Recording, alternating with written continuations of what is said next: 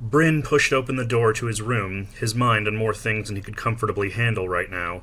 Before coming up here, he told Holgarth they had to have a meeting tonight. All non-humans in the castle needed to be there. And Kim. He couldn't leave Kim out. Thinking about Kim led to lots of related thoughts, like how much his body wanted her. Way to go, blame it on your body. As he pulled up memories of what had almost happened on that mattress, what he'd wanted to happen, but not during a compulsion. His thoughts rewound to the moment he glanced at his watch. The compulsion had been 5 minutes late. It was never late. What did that mean? He'd have to run a test. Soon. With Kim. If she was willing. Because she must be getting tired of him ripping off his clothes without warning. So that was from this book, Wicked Pleasure by Nina Bangs. Yes, her real government name is Nina Bangs. And this was one of my reads for GARBAUGUST. Obviously, romance novels are usually considered trash. I did talk about this in my GARBAUGUST tags video. I mean, naked male torso on the cover, bad photoshops, what else do you need, That's gotta be trash, right? This was an interesting read. It wasn't exactly what I was expecting. I picked this up at half price mainly because I was intrigued by the concept. It's basically about a guy named Bryn McNair he's like an immortal demon, and he has this curse, this compulsion, where every hour on the hour, no matter like who he's with or what he's doing, he's forced to basically strip naked and offer his body to the nearest woman that he's around. And if she accepts, then he basically becomes her sexual slave. He has to do whatever she wants. And he works in this castle called, what is it? The Castle of Dark Dreams, which is sort of like an adult theme park kind of thing where people can come and like live out their like role-playing fantasies, erotic fantasies, that kind of thing. And he works there with two other dudes who are like, they're not really his brothers, but they call each other brothers. And then one day, this girl named Kim shows up, and she's actually a demon hunter. Ooh. Apparently she was actually called there, though, to do some architectural work, because she's also an architect. Of course, sparks fly, as they often do in these kinds of things. So as I've mentioned many times before, romance isn't really my genre. I don't read it a whole lot, especially heterosexual romance. But I was intrigued by the concept of like an adult theme park, and I don't know, it might be fun. And honestly, it was disappointing. So the writing itself, it's very... I mean, if you're familiar with paranormal romance, you can probably imagine, like it's that very like snarky, sardonic mode of writing. Everyone's always got a witty comeback, very like Buffy the Vampire Slayer type, everyone's got quips.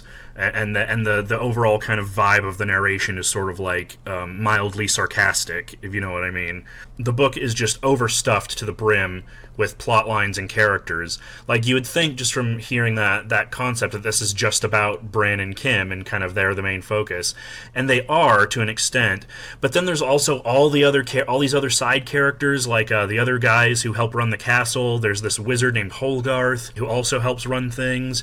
There's like the architectural stuff that Kim is doing. There's like these demigods who are like living around the area, and their whole thing is basically to like sow like sexual chaos. There's all this stuff about like demons taking over people in the Galveston area where this takes place. There's a pretty prominent one that focuses on Kim's demon detector, which she calls Foe for First One, because it was like one of the first built or whatever, and it was built by this mysterious inventor who died. And it's implied that she has sentience, essentially. There's just like 5,000 different plot lines all throughout this novel. While most of them do end up kind of resolving and going places, it just feels overstuffed. Like there's so many characters and so many things going on that none of them are really ever explored to a satisfactory way. I thought, to a satisfactory end. I thought things are just kind of thrown at you, and there's no real rhyme or reason or pacing or any of it. And the other weird thing is that obviously the romance is a big focus, and I expected that. But the weird thing is that like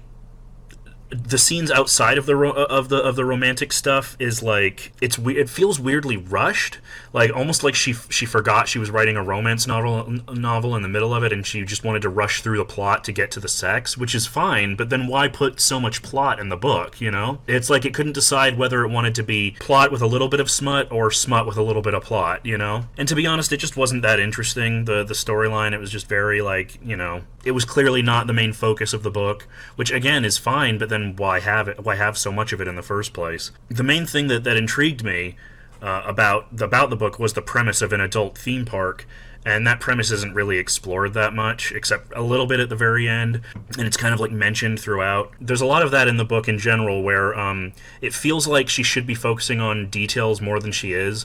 So, for example, like, there'll be scenes where the characters go to breakfast or something, and like it's like they're eating in like an empty void. Like, none of the other customers are described. The general ambiance of the place is just kind of glossed over. It's very like minimalist. There's so much of an emphasis on setting and plot in this book that she doesn't really rise to the occasion to meet, and it just makes me wonder why it's there in the first place if she's not willing to kind of put the time and effort and energy into like really getting into the nitty-gritty. As a sort of a semi-related aside, I'm in the middle of the second book in the Realm of the Elderling series by Robin Hobb, and she does a really good job in that of really exploring kind of the world and the people in it, and just the everyday life that goes on in the castle that it takes place in. And it's like night and day with this. And obviously, like, I know it's a different kind of story. This is a romance novel primarily. The romance is the focus, and that's okay. Like, I'm not complaining about that. But then, why have this interesting setting and all these plot threads just going everywhere at once, and just not really kind of give them the exploration that they're due, the development that they're due, you know? I just found it really disappointing for that reason. And some of it is just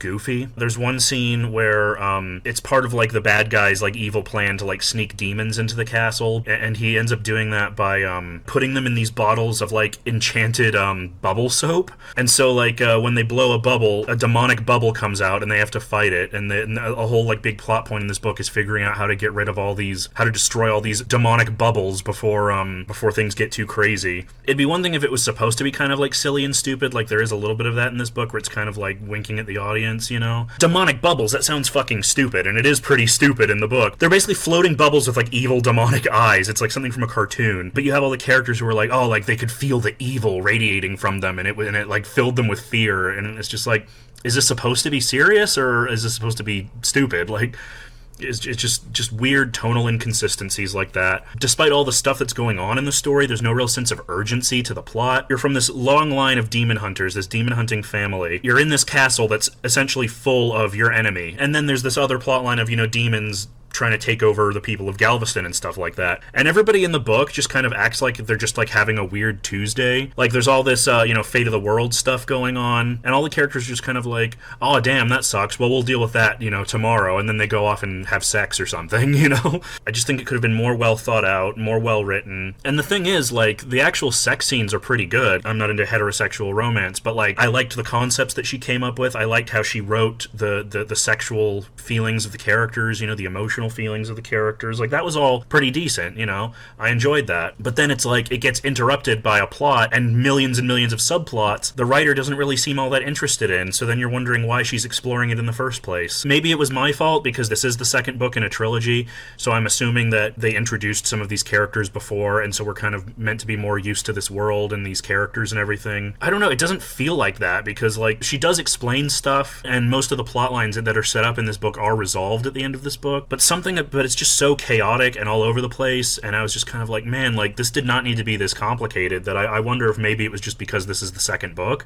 And in my experience, a lot of these sort of like romance series where they're following like different characters who are in the same world, they tend to be pretty self-contained for the most part, so I don't know, maybe that's on me, maybe that's on the author. So I think, like, if you're not already like really like into this stuff, like into this like style of like paranormal romance, then you probably won't like it like I did. It's not terrible, the writing is decent, there's some funny jokes, like it's okay. So I mean, if you're into that, you might like it. It just didn't really work for me, but I mean, if that sounds like your thing, check it out. I just think I will be looking for other romance writers in the future who sort of give me more of what I want in a romance story, which is plot with smut, I like the smut to at least be tied into the plot. So that was my review of Wicked Pleasure by Nina Bangs for GARBAUGUST. I hope you guys enjoyed, and if you did, do all the YouTube stuff, like, comment, and subscribe, and I'll see you guys later. Hopefully pretty soon, because I do have another review that I need to film that I'm sort of behind on. But until then, I will see you guys later.